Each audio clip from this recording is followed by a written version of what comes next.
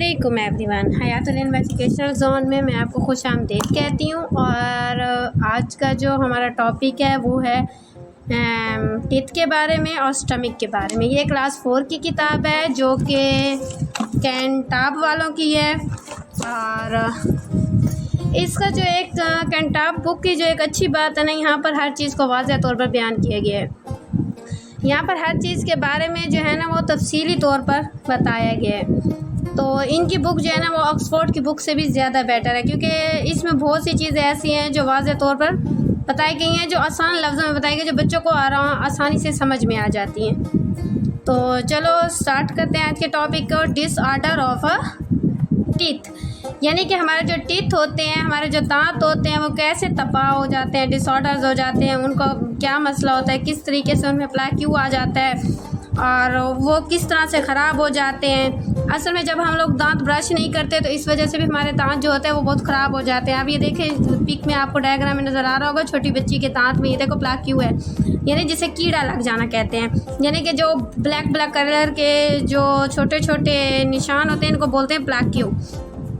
प्लेक्यू ऐसे होते हैं ना जो स्टिकी कोट टीथ होता है, यानी जर्म्स होते हैं। इसे जर्म्स बहुत जल्दी अटैक कर लेते हैं इसकी वजह से, जिसकी वजह से ना हमारे दांत ख़राब हो जाते हैं और गिरना स्टार्ट हो जाते हैं। और इसी वजह से ना बहुत से मसले भी होते हैं, जैसे कि बच्चों में दांत का जो दर्द होता है वो बहुत ज़्यादा हो जाता है और वो कुछ खाते पीते, आजकल छोटे बच्चों में तो बहुत ज़्यादा है ये प्लेक्यू, क्योंकि वो चॉकलेट्स, आइसक्रीम और ऐसी चीज़ें खाते हैं। चलो अब हम रीड करते हैं इस टॉपिक को।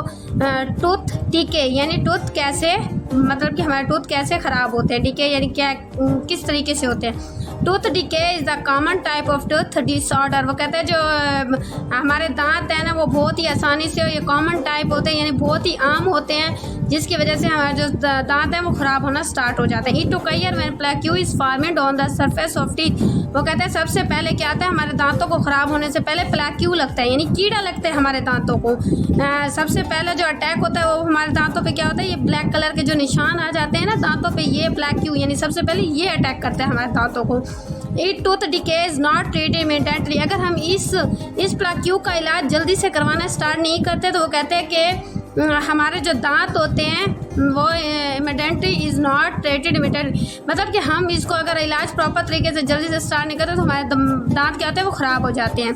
ईट का use service kind of tooth each infection and loss of the teeth. वो कहते हैं इसका यूज़, यानी इस बीमारी की वजह से फिर हमारे दांतों की बहुत सी बीमारियाँ जो होती हैं वो आ जाती हैं। Regular visit of the dental brushing habit prevent tooth. वो कहते हैं इस बीमारी यानी ब्रश प्लेक्यू से बचने के लिए जब भी आप कोई चीज़ मीठा कुछ भी ऐसा खाते हैं जो मीठा हो तो उसके बाद क्या करें, फ़ौरन अपने दांतों को ब्रश करें और ब्रश करने के बाद आप मतलब कि अपने दांतों का रेगुलर विजिट्स ऑफ डेंटिस्ट। अगर हमारे दांत ख़राब हो जाते हैं तो हमें अपने डेंटिस्ट को अपने दांतों का मुआयना करवाना चाहिए। और इसके बाद टॉपिक आ जाता है डिसऑर्डर ऑफ स्टमक, यानी कि स्टमक। आप देखो दांतों का मसला और मैदे का मसला तो हर किसी के साथ है। हम इसको मैं शॉर्ट में आपको उर्दू में बता देती हूँ, बच्चों को समझने में आसानी होगी। ये होता है इसोफेगस, जो हमारा मैदे में होता है। ये अल्सर होता है, यानी छोटा सा जख्म जो अल्सर बन जाता है और मैदे की बीमारी का होता है। ये हमारे मैदे की क्या है, स्टमक वाल। स्टमक जो है वो हमारे जो बॉडी का है ना वो इम्पोर्टेंट पार्ट है। ये हमारा इनर पार्ट है, ना कि आउटर। इनर पार्ट है जो बहुत इंपॉर्टेंट है, जो हमारी खुराक को हजम करने के काम आता है। और हमारे मैदे की बीमारियाँ तब होती हैं जब हम ओवर ईटिंग कर लेते हैं, या जो कुछ हम फास्ट फूड खा लेते हैं, या किसी चीज़ को जो है हम सही तरह से च्यू करके यानी चबा के नहीं खाते, तो इस तरह से हमारे मैदे की बीमारियाँ जो है वो होती हैं हम लोगों को। इसको dyspepsia, it is non ulcer stomach pain. Dyspepsia में क्या होता है कि अल्सर स्टमक पेन नहीं होता। Symptoms are burning, tension, discomfort in upper abdomen ETC। वो कहते हैं इसकी निशानियाँ ये है कि हमारे मैदे में जलन हो जाती है, जलन होना शुरू हो जाती है और अपर एब्डोमेन या और हमारे पेट के में दर्द होता है। Prevention is to avoid over eating. जब हम बहुत ज़्यादा खा पी लेते हैं, जैसे कि मैंने आपको पहले भी बताया कि जब हम बहुत ओवर ईटिंग कर लेते हैं, स्पाइसी फूड, फास्ट फूड जो भी है, बहुत ज़्यादा मिर्चों वाली चीज़ें जब हम खा लेते हैं तो इससे क्या होता है, हमारा मैदा ख़राब हो जाता है। Also we must avoid carbohydrate तो carbonated drinks and chew food properly. अब कार्बोनेटेड ड्रिंक कौन सी होती है? कार्बोनेटेड ड्रिंक ये पेप्सी हो गई, स्प्राइट हो गई, ये वाली होती है। क्योंकि जब हम अगर इन चीज़ों को कार्बोनेटेड ड्रिंक्स को अवॉइड करेंगे और अपना खुराक जो है वो प्रॉपर्ली च्यू करके यानी चबा कर खाएंगे तो क्या होता है, हम इससे बच सकते हैं। और इसी तरह फूड पॉइजनिंग हो जाता है। फूड पॉइजनिंग, जब मैदा ख़राब होता है तो हमें फूड पॉइजनिंग क्या होती है, यानी पेट का दर्द, वॉमिटिंग, और ये सारे क्या होते हैं, फूड पॉइजनिंग होते हैं। यानी हमें बहुत सी वॉमिटिंग हो जाती है, हमारे पेट का दर्द हो जाता है, या तो हमें मोशन लग जाते हैं। वो सब क्या होता है, हमारे मैदे की ख़राबी की वजह से होता है। और फूड पॉइजनिंग पढ़ते हैं when the food intake accessed from the requirement of the body. वो कहते हैं जब हमें किसी चीज़ की ज़रूरत नहीं होती है तब हम बहुत कुछ खा लेते हैं। इट रिजल्ट्स आर वोमिटिंग, तब हमें जो होती है वो उल्टी सी महसूस होने लगती है। Diarrhoea now as food poisoning, इसे कहते हैं फूड पॉइजनिंग।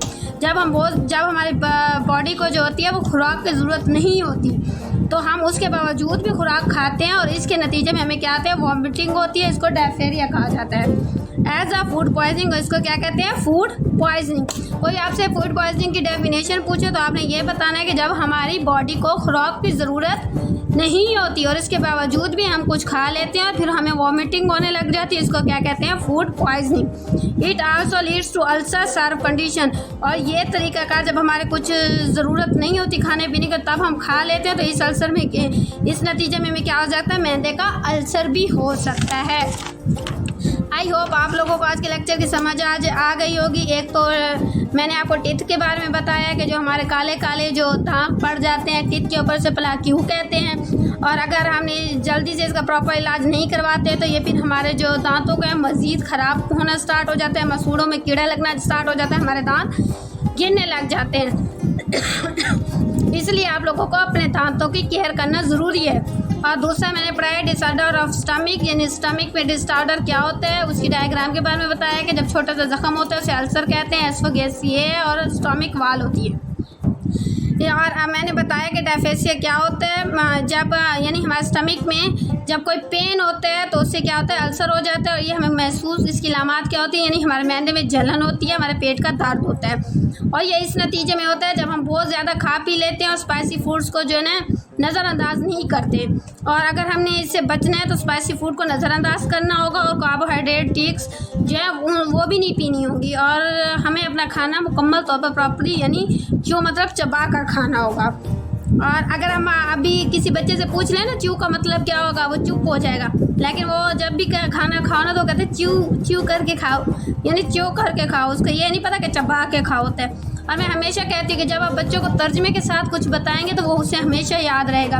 लेकिन जब हम उन्हें रट्टा लगवाते हैं ना वो फिर इंग्लिश के वर्ड्स में ही जानते हैं, लेकिन फिर उन्हें उर्दू का पता नहीं था कि उर्दू में इसे क्या कहते हैं।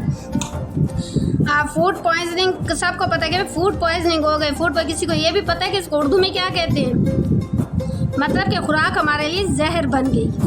वो कैसे बनी कि यानी कि जब हमें किसी चीज़ की ज़रूरत, इनटेक एक्साइड्स फूड, अब अगर इनके मतलब पूछूं तो किसी को भी नहीं आएंगे। फूड का मतलब खुराक होता है, इनटेक एक्साइड्स मतलब कि बहुत ज़्यादा कुछ खा पी अपने अंदर ले लेना, रिक्वायरमेंट ज़रूरत ना होने के बावजूद।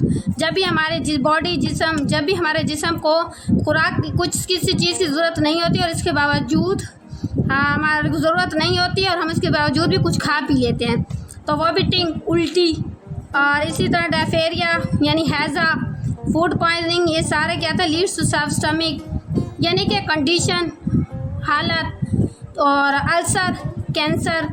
तो इस तरह मतलब अल्सर ज़ख़म को भी बोलते हैं, कैंसर को भी बोलते हैं। तो इस तरीके से ये क्या है, आप मतलब इनको बताया करेंगे। जब हमें किसी चीज़ की ज़रूरत नहीं होती है हम उसके बावजूद भी खा पी लेते हैं और उसका नतीजा ये निकलता है कि हमें वॉमिटिंग शुरू हो जाती है या हैज़ा हो जाता है, तो इसको क्या कहते हैं, फूड पॉइजनिंग। तो इसलिए इसी नतीजे में हमें क्या हो सकता है, अल्सर भी मैदे का हो सकता है। अगर आपको वीडियो पसंद आई और आज का टॉपिक समझ में आ गया हो तो प्लीज़ मेरे चैनल को लाइक ज़रूर कीजिएगा और मेरे चैनल को सब्सक्राइब भी कीजिएगा। बाकी गुड बाय, अल्लाह हाफिज़, अपना ख्याल रखिएगा, फ़ी अमानिल्लाह।